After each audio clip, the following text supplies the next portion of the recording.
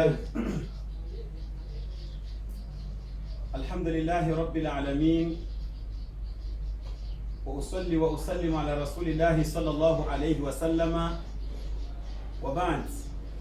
Baada ya kumshukuru Allah subhanahu wa ta'ala na baada ya kustaka rehma na amani zimfikie nabii wetu Muhammad sallallahu alayhi wasallam, ndugu zangu Waislamu, hakika khutba yetu ya leo tunaendelea pale tulipoachia katika Ijumaa iliyopita. Ijumaa iliyopita tulizungumzia kuhusiana na subra, as-sabru. Tukazungumzia kwamba as-sabru ndio miftahul kaun, kusubiri ndio ufunguo wa huu ulimwengu. Tulizungumzia kwamba kila kitu katika ulimwengu kinaendana na subra, kwa sababu ukiangalia kuanzia mtu kupanda kitu ili kiote ni subra. Bimaana hautopanda kitu kwa siku moja kisha hiyo siku moja kikao kimeota. Kuna watu ambao wanapanda mitende lakini wanasubiria insha Allah, yani in baqiya min al-umri majal, baada ya miaka 8 ndio watavuna mitende. Kwa hiyo ni subra hiyo yote. As-subra ndio miftahu kaun. As-subra kama vile tulivyozungumza mwanzo kwamba hata jua, ukiangalia ulimwengu, jua inatoka inakuwa haitoki tu moja kwa moja inakuwa katikati, bali inaanza pole pole mpaka inafika juu. Na tukazungumza ya kwamba angalia mpaka Mwenyezi Mungu Subhanahu wa Ta'ala aliumba mbingu na ardhi, khalaqa as-samawati wal arda fi 6 ayyam. Mwenyezi Mungu Subhanahu wa Ta'ala aliumba mbingu na ardhi, aliviumba kwa siku 6. Kwa nini Mungu aumbe kwa siku 6? Na Mungu ana uwezo wa kusema kun fayakun. Mwenyezi Mungu ana uwezo wa kukiambia kitu kuwa na kikawa, lakini kwa nini Mwenyezi Mungu achukue siku 6? Liyuallimana sabr, ni ili atufunze subra, atufunze ya kwamba subira sio kwamba ni khuluq ya binadamu peke yake. Subra ndio kila kitu katika ulimwengu kinaenda katika system ya nini, ya subra.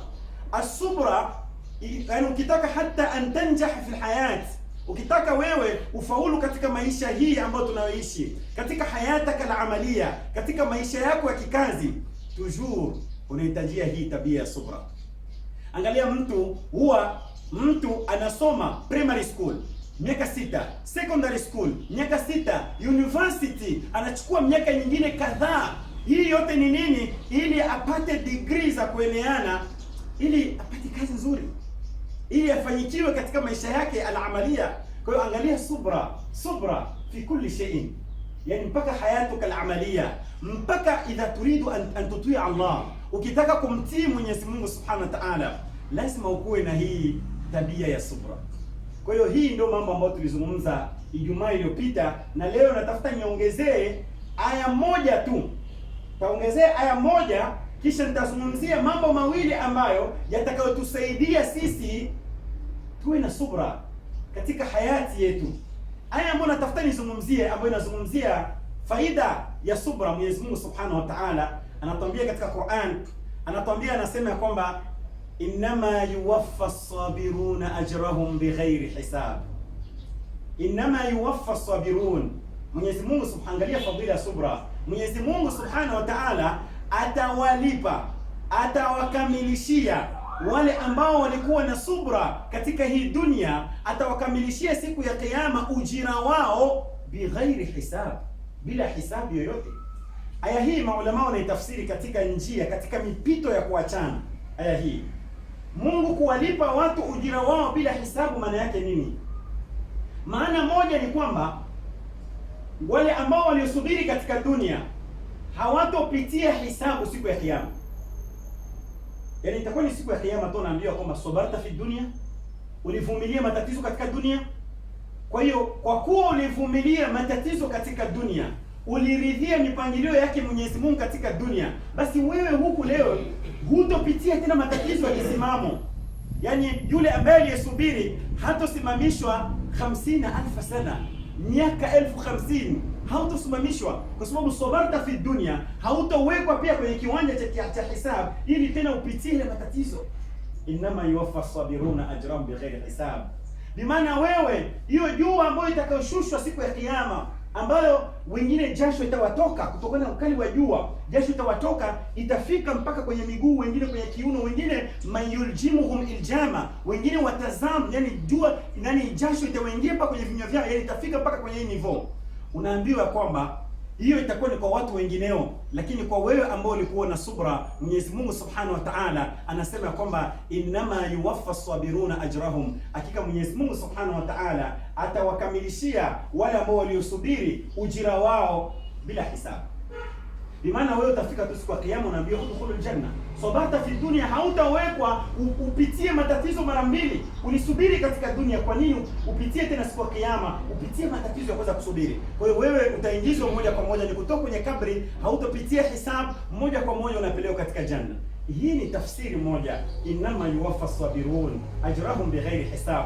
Tafsiri ya pili ni kwamba baada ya wewe kuingia katika janna, inama yuwaffa sabiruna ajrahum bighairi hisab, Mwenyezi Mungu atawakamilishia bila hisabu yoyote. Bimaana wewe utakapokuwa katika janna hawatakulimite, yani wewe utazoa, kama ni magorofa mauko nao unahitajia, utayazoa bila hisabu. Ikiwa kama unahitajia mahurul ain, unahitajia hao wanawake wa peponi, basi wewe Mungu atakupa bila hisabu.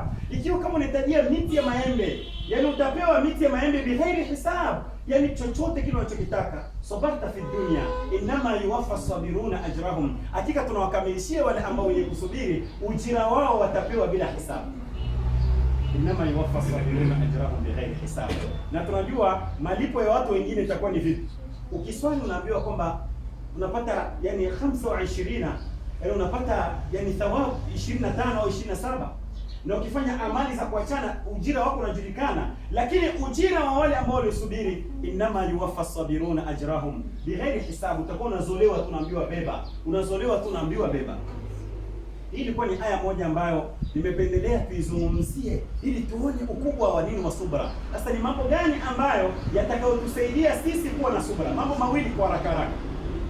Jambo la kwanza ambalo litatusaidia sisi kuwa na subra, inatubidi tuiangalie hii dunia bihajmiha alhaqiqi.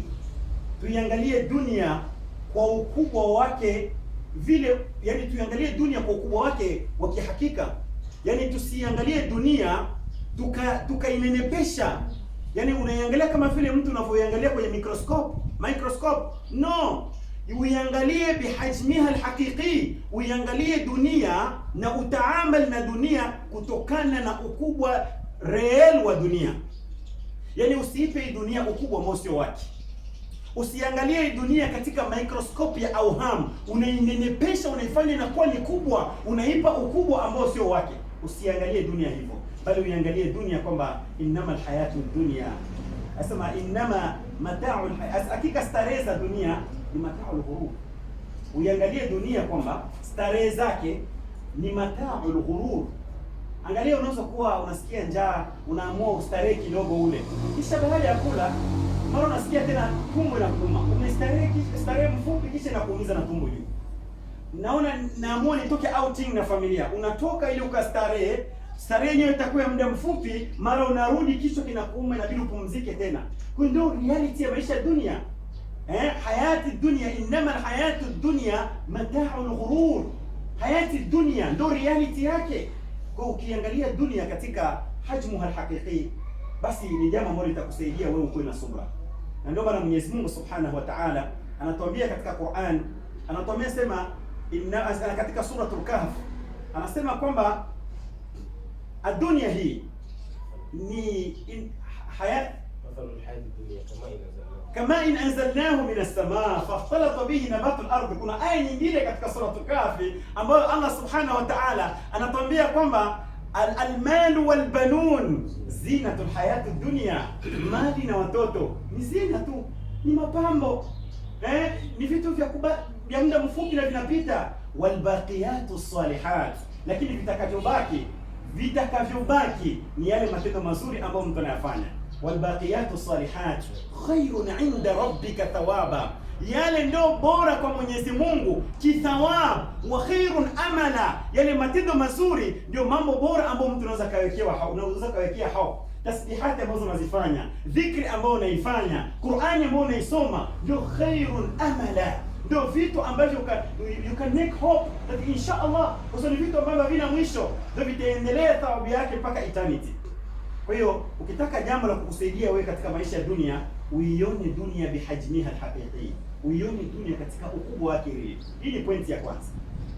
Na pointi ya pili ambayo namalizia kwayo, ukitaka ni jambo gani litakusaidia wewe uwe na subra katika dunia, inabidi ujue kwamba Mwenyezi Mungu rahimun bik. Mwenyezi Mungu Subhanahu wa Ta'ala ni wa huruma kwako. Yote ambayo yanakufikia, ujue kwamba Mwenyezi Mungu la yudhayyuk. Mwenyezi Mungu ni rahimun bik. Mwenyezi Mungu ana huruma kwako kuliko vile wazazi wanavyoonyesha huruma kwako wewe mtoto.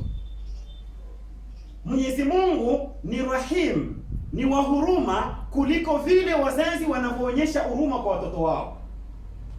Angalia kila siku tunapoamka, dunia ardhi hii huwa inamwambia Mwenyezi Mungu, ya Rabbi idhan li an abtali ibn Adam, Mwenyezi Mungu unipe ruhusa mimi niweze kumzamisha binadamu, fa innahu akala rizqaka wa abada ghayrak.